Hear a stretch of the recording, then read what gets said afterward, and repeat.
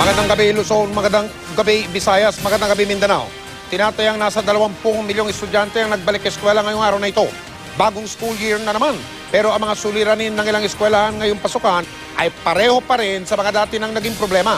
Siksikan pa rin sa ilang silid-aralan, may kakulangan pa rin ng mga guro, silya at lamesa.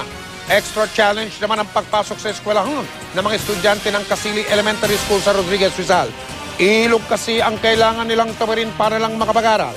Nakakahanga naman dahil hindi yun naging hadlang sa kanilang pagpupursige. Nakatutok doon live si Salima Refran. Salima. Mike, nakakabilib talaga ang determinasyon ng mga estudyante ng Casili Elementary School sa Rodriguez, Rizal. Mike, alam mo ba, di nila alintana yung araw-araw na panganib na pagtawid ng ilog at kakulangan ng pasilidad ng kanilang eskwelahan para lamang sa kanilang pangarap na makapagtapos at makapag-aral. Kanya-kanyang estilo ang mga estudyante ng Casili Elementary School sa Rodriguez, Rizal para matawid ang ilog. Ang kanilang school service, mga balsa. Si Boy Boy, grade 4 student, ilang taon nang itinatawid ng ilog ang mga kaklase at kapitbahay. Hindi raw ito biro, lalo na kung malakas ang agos. Ano sinasabi mo doon sa mga bata? Magbalanse po. Kasi? Kasi baka tumaob. Ang hirap sa gipin eh. Si Irene, itinawid sa balsa maliliit na anak na papasok ng grade 1 at kinder. Balak daw niyang ihatid ang mga anak araw-araw buong taon. Nakakatakot po sa bata. Kasi? Malaglag, malunod, ganun po. Ang tatay namang ito, binuhat patawid ang maliliit na anak. Pero ang ibang bata, walang kasamang mga magulang. Kahit maganda yung panahon, saka mababaw ngayon itong ilog, pahirapan pa rin yung pagtawid ng mga estudyante papasok ng eskwelahan. Bukod kasi sa mabato, malumot din, kaya madulas. Tapos, yung agos ng tubig, medyo malakas.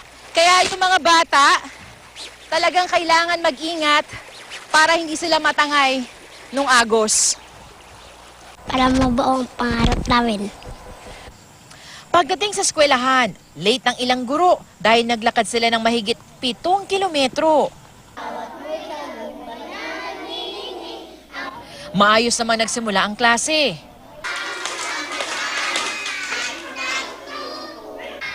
Pero ang mga mag-aaral ng kinder, grade 1 at grade 2, siksikan sa isang classroom.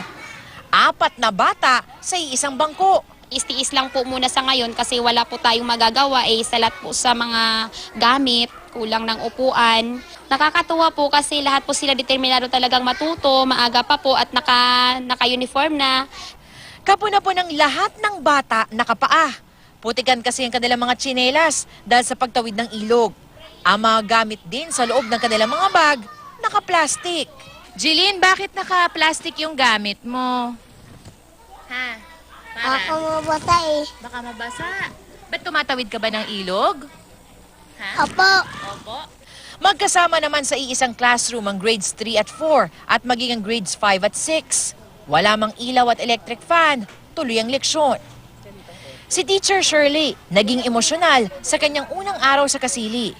Pinili raw niya magturo rito matapos mapanood sa GMA News ang paghihirap ng mga estudyante.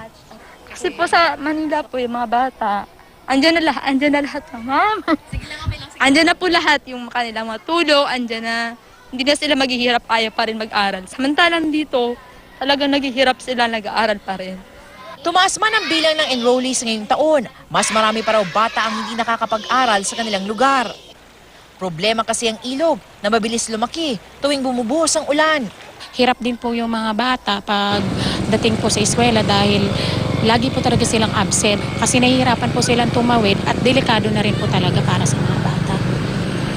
Pero sa pinakitang determinasyon ng mga bata, tuloy-tuloy ang dating ng tulong para sa kanila. Kanina, isang grupo ang nagbigay sa kanila ng mga libro.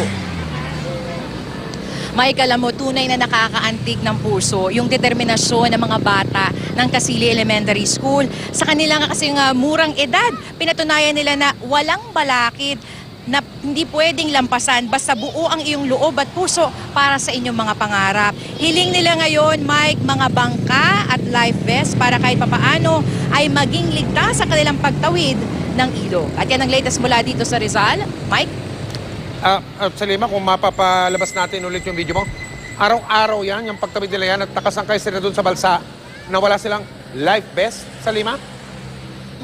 Tama ka dyan, Mike, no? Maswerte tayo kanina, nakita natin na mababaw yung tubig ng ilog. Pero oras na bumuhos yung ulan, mabilis na tumataas yan at lumalakas yung agos. Ang ginagawa ng mga batang ito, sumasakay na ng mga goma. Lubhang mapanganib yan kasi nga, Mike, ang bilis ng agos at mga bata itong nagpo-control ng mga gomang yan. Liban na lamang doon sa ilan na sinasamahan talaga ng kanilang mga magulang. Kaya naman ang problema ng mga guro, maraming bata yung nag-a-absent tuwing malakas ang ulan kasi nga hindi talaga nila kinakayang tawirin yung ilog. Mike?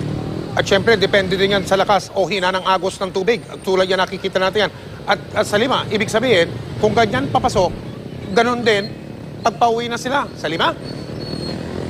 Tama ka dyan, Mike. Pahirapan din yung pagbalik, no? Kasi minsan, pagdating araw ng hapon, umuulan. So tataas na yung tubig. Yung mga bata galing sa eskwelahan, wala silang magawa kundi suungin yung medyo mabilis-bilis na siguro na agos ng tubig para lamang makauwi. Araw-araw nilang dinadanas yan. At maging yung mga guro, Mike, ha, talagang tumatawid din ng ilog para din makapagturo dito sa mga batang ito. O isa pang beses, Salima, ulitin natin. Ang eskwelahan ng mga batang yan ay ang Casili Elementary School dito sa Rodriguez, Rizal. Maraming salamat, Kailangan Salima. nila ng mga Maraming bangka salamat, at life Salima vest. Refran. Salamat, Salima.